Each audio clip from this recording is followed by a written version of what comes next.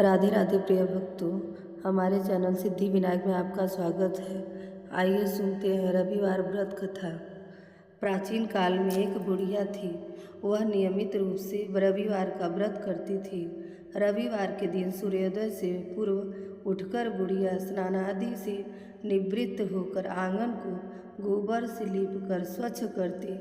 तदोपरांत सूर्य भगवान की पूजा तथा कथा सुनकर सूर्य भगवान को भोग लगाकर दिन में एक समय भोजन करती।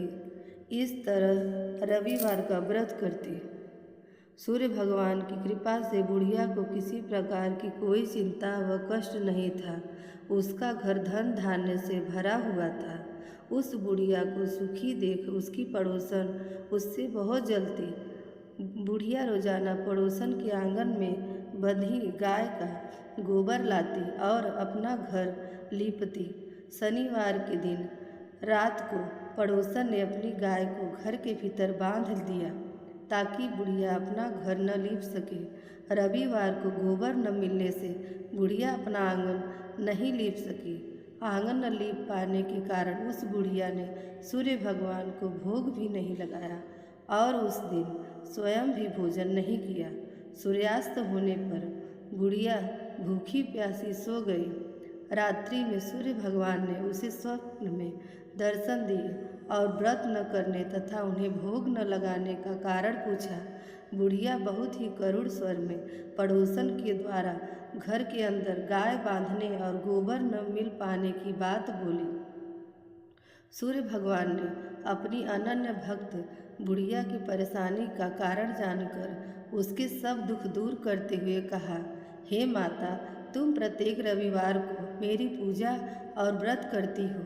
मैं तुमसे अति प्रसन्न हूँ और तुम्हें ऐसी गाय प्रदान करता हूँ जो तुम्हारे घर आंगन को धन धान्य से भर देगी। तुम्हारी सभी मनोकामनाएं पूरी होगी। स्वप्न में उस बुढ़िया को ऐसा वरदान देकर सूर्य भगवान अंतर्ध्यान हो गए। प्रातःकाल सूर्योदय से पूर्व उस बुढ़िया की आँख खुली तो वह अपने घर के आंगन में सुंदर गाय और बछड़े को देखकर हैरान हो गई।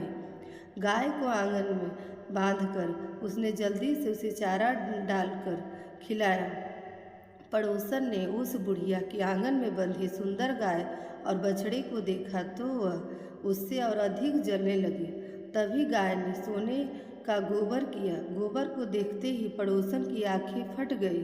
पड़ोसन ने उस बुढ़िया को आसपास न पाकर तुरंत उस गोबर को उठाया और अपने घर ले गई तथा अपनी गाय का गोबर वहाँ रखाई।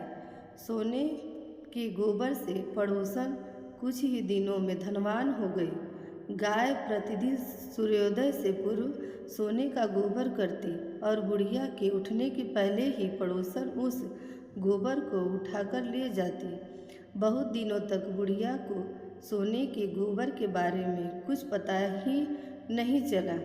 बुढ़िया पहले की तरह हर रविवार को भगवान सूर्यदेव का व्रत करती रही और कथा सुनती रही।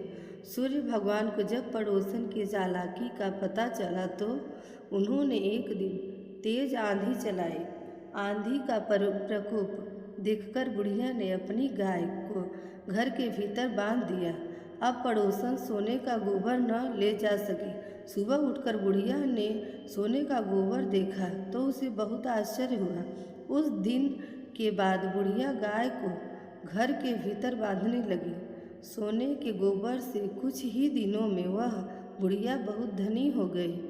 बुढ़िया के धनी होने से पड़ोसन और बुरी तरह जल भुनकर राख हो गई। अब की बार उसने अपने पति को नगर के राजा के पास भेजा और बुढ़िया के पास सोने का गोबर देने वाली गाय के बारे में बताया। राजा ने अपने सैनिक भेजकर बुढ़िया की गाय लाने का आदेश दिया। सैनिक बुढ़िया के घर पहुँचे। उस समय बुढ़िया सूर्य भगवान को भोग लगाकर स्वयं भोजन ग्रहण करने वाली थी। राजा के सैनिक जबरदस्ती गाय और बछड़े को महल की ओर ले चले। बुढ़िया ने प्रार्थना की, बहुत रोई चिल्लाई, लेकिन राजा के सैनिक नहीं माने। गाय व बछड़े के चले जाने से बुढ़िया को बहुत दुख हुआ। उस दिन उसने कुछ नहीं खाया और भूखी प्यासी सारी रात सूर्य भगवान से गाय व बछड़े को लौटाने के लिए प्रार्थना करती रही। गाय को देखकर राजा बहुत खुश हुआ। सुबह जब राजा ने सोने का गोबर देखा तो उसके आश्चर्य का ठिकाना न रहा। उधर सूर्य भगवान को भूखी प्यासी बुढ़िया को इस तरह प्रार्थना करते देख उस पर बहुत दया आई। उसी रात सूर्य भगवान ने राजा को स्वप्न में कहा, राजन, बुढ़िया की गाय व बछड़ा तुरंत लौटा दो, नहीं तो तुम पर विपत्तियों का पहाड़ टूट पड़ेगा। तुम्हारे राज्य में भूकंप आएगा, तुम्हारा महल नष्ट हो जाएगा। सूर्य भगवान के स्वप्न से बुरी तरह भयभीत राजा ने प्रातः उठते ही गाय और बछड़ा बुढ़िया को लौटा दिया। राजा ने अपनी तरफ से भी बहुत सा धन देकर बुढ़िया से अपनी गलती के लिए क्षमा मांगी। राजा ने पड़ोसन और उसके पति को उनकी इस दुष्टता के लिए भी दंड दिया।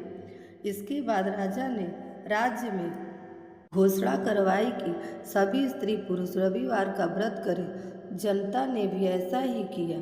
रविवार का व्रत करने से सभी लोगों के घर धन धान्य से भर गए। चारों ओर खुशहाली छा गई। सभी लोगों के शारीरिक कष्ट दूर हो गए।